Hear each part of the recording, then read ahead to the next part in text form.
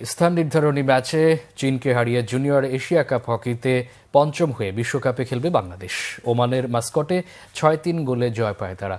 আমিরুল ইসলাম ও রাকিবুল হাসান করেছেন ৩টি করে গোল। টুর্নামেন্টের পুল বি-তে খেলছে বাংলাদেশ ও চীন। নাটকীয়তায় ভরা দু দলের গ্রুপ পর্বের শেষ ম্যাচটি ১-১ গোলে ড্র হয়।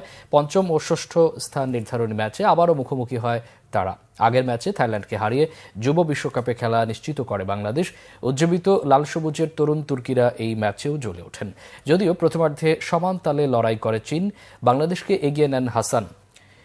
সেনচিনের গোলে সমতা আনে প্রতিপক্ষ দল। তবে পরের কোয়ার্টারেই ম্যাচে নিয়ন্ত্রণ নেয় বাংলাদেশের যুবারা। চীনের জালে ৩ বার জড়ায় বল। পিসি থেকে স্কোর করেন আমিরুল ইসলাম। এরপর চীন ব্যবধান কমালেও ম্যাচে ফিরতে পারেনি। চতুর্থ কোয়ার্টারে হাসান আরও দুবার লক্ষ্যভেদ করেন। ৬-৩ গোলে জয় পায় বাংলাদেশ। অর্জন করে পঞ্চম স্থান। ওমান থেকে বৃহস্পতিবার সকালে ঢাকায় ফিরবে বাংলাদেশ জুনিয়র হকি দল।